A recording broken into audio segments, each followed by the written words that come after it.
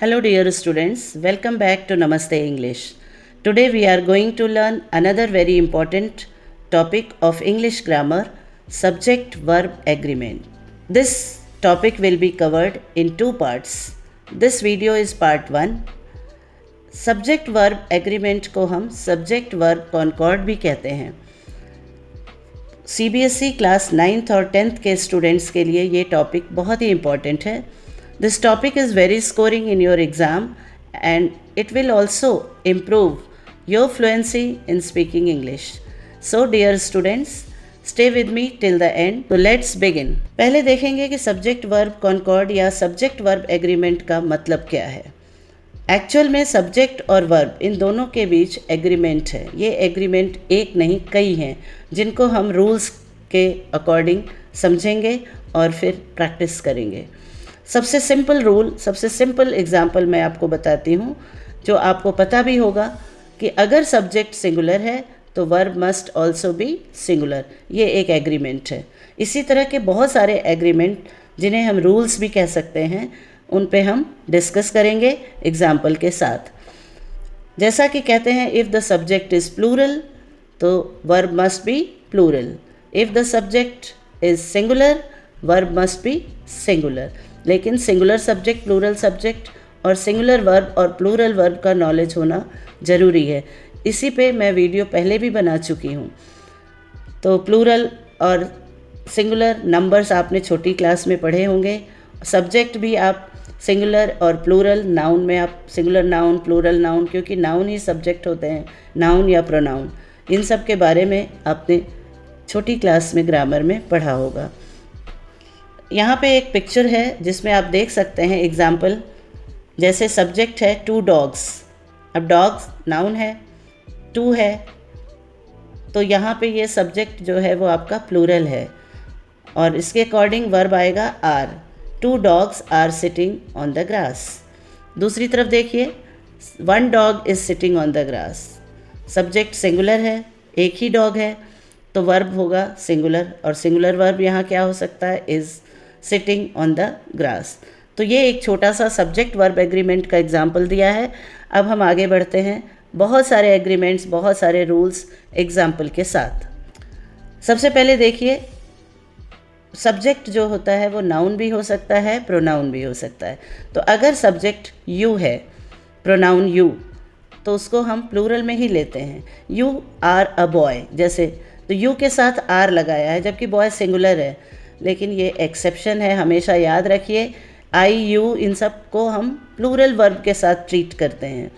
तो you were invited to come, you are a boy, you are asked to clean the room, you sing so well. क्योंकि you जो है वो जो ऐसा सब्जेक्ट है, नाउन की जगह यू को हम यूज़ करते हैं, तो ये ऐसा सब्जेक्ट है जो हम सिंगुलर नाउन भी कहते हैं और प्लूरल में भी यूज़ करते हैं। इसीलिए हमेशा प्लूरल वर्ब इसके साथ हम यूज़ करेंगे। तो यू के साथ याद रखिए it takes always a plural verb. दूसरा, if a sentence begins with here or there. कई बार सब्जेक्ट थोड़ा बाद में आता है, हम हियर और देयर से भी सेंटेंस बनाते हैं। तो जब मैं हियर और देयर के साथ सेंटेंस बनाऊं तो हमारा जो वर्ब होगा वो किसके साथ मैच करेगा, जो उसे फॉलो करता है। जैसे here are the ways, are को कौन सा सब्जेक्ट, वेज, वेज प्लूरल है तो आर लगा है।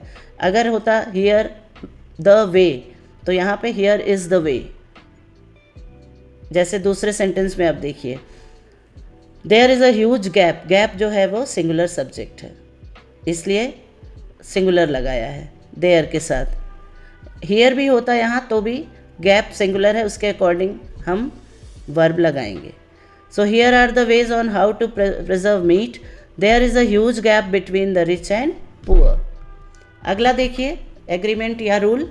If 2 subjects, 1 single and 1 plural, are connected by either or neither nor, the verb agrees with the nearer subject. अगर 2 सब्जेक्ट हैं, एक सिंगुलर और एक प्लूरल है और साथ में ईदर आर या नीदर नॉर लगा है, तो वर्ब जो है वो नियरर सब्जेक्ट के अकॉर्डिंग लगेगा।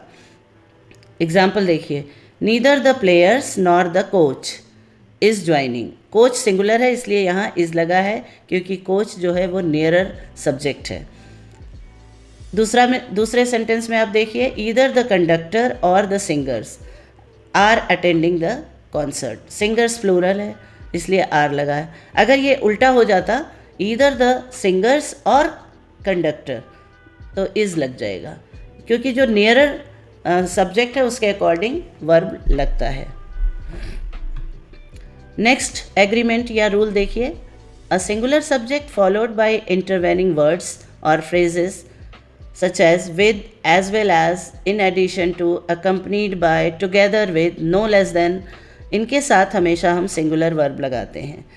तो सिंगुलर सब्जेक्ट अगर कुछ ऐसे फ्रेजेस के साथ है तो हम सिंगुलर वर्ब लगाएंगे, जैसे जेक accompanied by his 2 sisters is enrolling in PCC। देखिए, मैं अपना एक्सपीरियंस के आधार पे आपको बताती हूँ कि रूल तो अपनी जगह है, उसके साथ अगर आप समझेंगे तो शायद आपको वो रूल याद भी ना करना पड़े।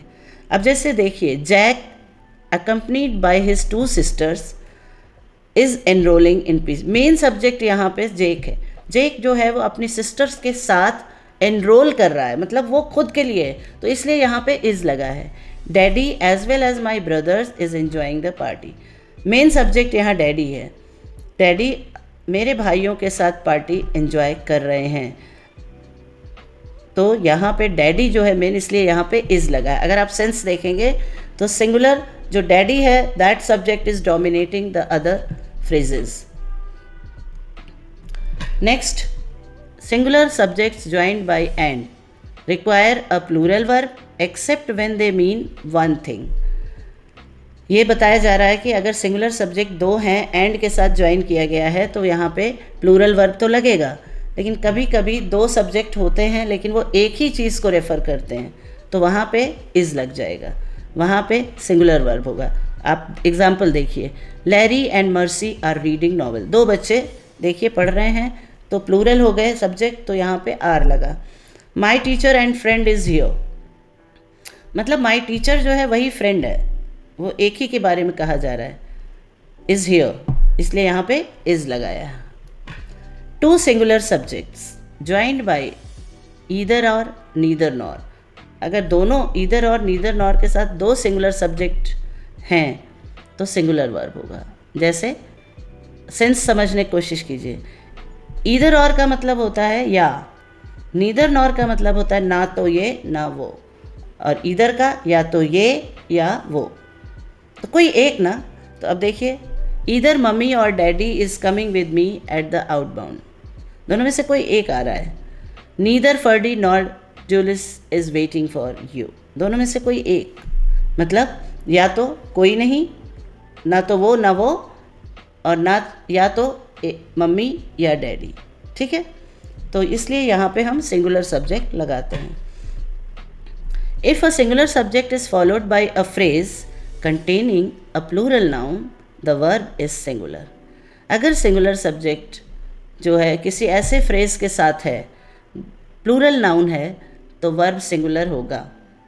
ध्यान दीजिए, समझने की कोशिश कीजिए। वन ऑफ द बॉयज़, मतलब बॉयज़ में से कोई एक, तो एक के साथ हम सिंगुलर ही लगाएंगे। ये इस तरह के सेंटेंस एडिटिंग में बहुत आते हैं और बच्चे मिस्टेक नहीं पकड़ पाते हैं। एडिटिंग में दोनों चीज़ पूछी जा सकती, वन ऑफ द बॉय लिखा जा सकता है, आप उसे सही कीजिए। One of the boys are yelling so loud भी हो सकता है, तो आर नहीं होगा, इज़ लगेगा। One of the member is against the rule. अगर आपने समझ लिया तो आप इसे सही करेंगे, क्योंकि मेंबर्स में से कोई एक, तो एक जो है उसके लिए हम सिंगुलर वर्ब ही यूज़ करते हैं। अब देखिए, इंडेफिनिट प्रोनाउन कुछ होते हैं, several, few, both, many, others are always plural. जैसे both were asking to be free. अब बोथ इनडेफिनिट है, कुछ पता नहीं है कौन। Severals were seeking justice, severals are seeking justice. फिर कुछ और इनडेफिनिट प्रोनाउन हैं जो some, most, all, none are singular or plural according to the meaning of the sentence. कुछ जो इनडेफिनिट प्रोनाउन हैं वो अकॉर्डिंग टू द मीनिंग उनके वर्ब लगते हैं। सम ऑफ द गर्ल्स, अब आप देखिए, गर्ल्स में से सम, सम मतलब एक तो नहीं हुआ यहाँ, बहुत सारी लड़कियों में से कुछ लड़कियाँ, तो प्लूरल हुई, तो वर एब्सेंट या are absent. Some of the ice cream is left. अब इसमें क्या है, एक आइसक्रीम में से थोड़ा पोर्शन या तो बचा है, तो एक पीस या एक पोर्शन बचा है, तो यहाँ पे हमने इज लगा दिया है। Next, when any of the following indefinite pronoun is the subject, the verb will be singular. देखिए कुछ ऐसे इनडेफिनिट प्रोनाउन जब उन्हें सब्जेक्ट के लिए यूज़ कर रहे हैं, सब्जेक्ट की जगह पे यूज़ कर रहे हैं, तो वहाँ पे वर्ब सिंगुलर होता है। क्यों? क्योंकि उनकी मीनिंग ऐसी होती है, एवरीबडी मतलब हर एक, ईच एक, नो वन कोई नहीं, another anybody, nobody, every, nothing, everything, anyone, either, neither, everyone, somebody, someone. Every man and woman in this hall is a member. Expressions of time, money, weight and distance. जब भी हम time, money और weight या distance के बारे में बात करते हैं तो सिंगुलर हो, even if the form is plural, लेकिन फिर भी हम उसके साथ सिंगुलर लगाते हैं। जैसे 2 years is a long time to wait, क्योंकि एक 2 years कहने में सिंगुलर नहीं है, लेकिन 2 years एक 1 यूनिट की तरह काम कर रहा है। 2 साल लंबा समय, लॉन्ग टाइम टू वेट करने का एक लंबा समय है। $1 million was given back to the owner, ये एक यूनिट की तरह काम कर रहा है, इसलिए इसके साथ हम सिंगुलर वर्ब लगाएंगे। सेंस समझ के अगर आप करेंगे तो मिस्टेक नहीं होगी। The following words are always plural, pants, trousers, pliers, scissors, tongs, शेरर्स।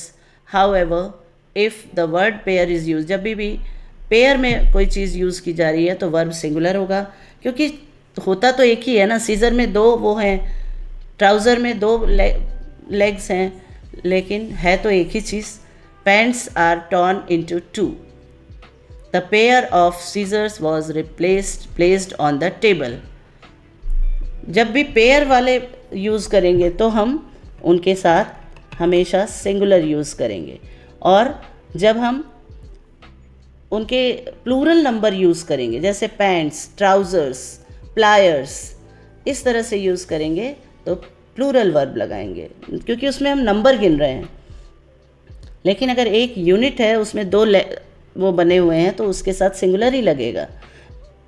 The pair of scissors, जबकि सीजर्स देखिए प्लूरल लिखा है, was placed on the table. The pair of scissors मतलब 2 है इसलिए सीजर्स बोलते हैं, लेकिन पेयर है 2 का कॉम्बिनेशन, एक पेयर है जो टेबल पे रखी गई है। So good job everyone, that is the end of part 1, subject verb agreement. Remember, the key is always match the subject with the correct verb. Singular with singular, plural with plural. थोड़ा सा समझना भी है और थोड़ा सा rules को भी लर्न करना है with practice.